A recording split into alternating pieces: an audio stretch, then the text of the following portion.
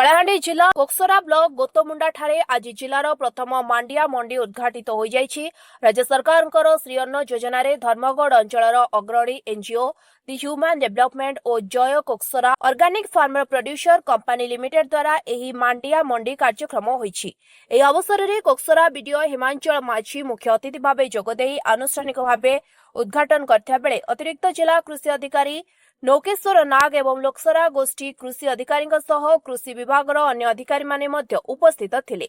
तेबे मांडिया चाष को गुरुत्व देवा सह सरकार मांडिया चाषी को मांडिया चाष करबा पई प्रोत्साहन जोगाई देउता बेले धान चाष ठारू मांडिया चाष करी चाषी अधिक लाभवान होई पारे बोली कहिसंती। प्रथम हमर ना होछि धवळेश्वर नाग। मु आंचलिक डम समाज रो साधारण संपादक अछि।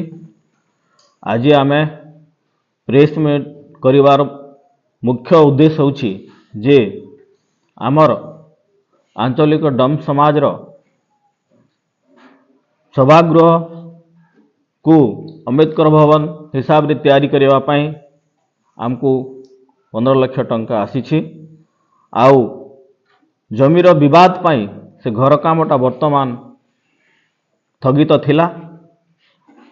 वर्तमान सुधा किसी समाधान न होउनु जैनिक जड़े व्यक्ति सेठी घर तैयारी करुछंती। एणु आमे एई प्रेस मीट जरिया रे समस्तंकर अवगत पाई जनाउछु जे जो पर्यंत आमर सामूहिक समाधान हेई न थिबो से पर्यंत से घर कामटा करिबाटा सेटा अन्याय एवं नियम विरोधी बोली मु मने करुछि। को जणेबा पई आज प्रेस मीटा करा जायछि। अनुदानटा प्रथम 10 लाख टंका आमर 5T रु आसीथिला एवं तापरे आमर प्रिय विधायक श्रीयुक्त मौसदी बाग से मध्य तांकर पांठी रु 5 लाख टंका एपरी 15 लाख टंका हमको देइछंती। आउ से 15 लाख टंकाटा जगार विवाद पाई वर्तमान विनियोग हो पारुनी एवं ताकू जोटा भी अर्थ विनियोग हेबो बा घर कामटा तैयारी हेबो से ब्लॉक रो आंचलिक डम समाज रो जरिया रे हेबा कथा। ताकू से माने भूकेप करी जड़े दुई जन व्यक्ति से जबरदस्ती से जगह रे घर तैयारी करुछंती ठिका हिसाब रे। तैयारी होउचे गोटे जगह रे 15 लाख टंका रे एवं आ गोटे जगह भी हमरो नियरेस्ट पंचायत जोटा कि काउडला बॉर्डर रे सेठी मध्ये आ गोटे भवन तैयारी हेछि।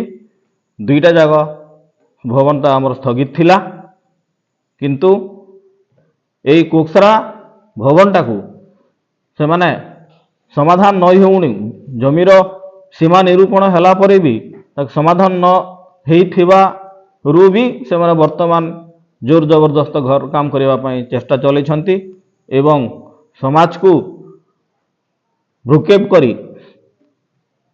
आमे ही निजे किछि बोली से माने निज को निज जबरदस्त आमे भेटिलु।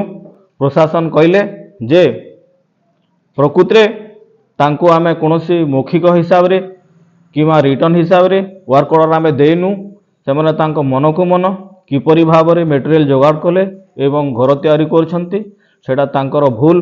आउ से सेंती जगह रे केबे भी प्रशासन सहाय्य करि पारिबनी कारण सरकारी अनुदान केबे मध्य व्यक्तिगत जमी उपरे हेई पारिबनी बोली से टोटाली मना करिछंती। तो दुईटा आमे चाहूछु किंतु जो 15 लाख टंकाटा अछि सेटा निश्चित भाव रे कोकसरा रे ही खर्च हबो सेटा आमे मानुछु। किंतु पैसा खर्च करबा आगरु कोकसरा भवन पाई जो जमीर विवाद अछि सेटा समाधान हबार उचित। कलाहांडी जिला प्रतिनिधि मनोज कुमार सिंह रिपोर्ट स्वतंत्र ओडिशा लाइव।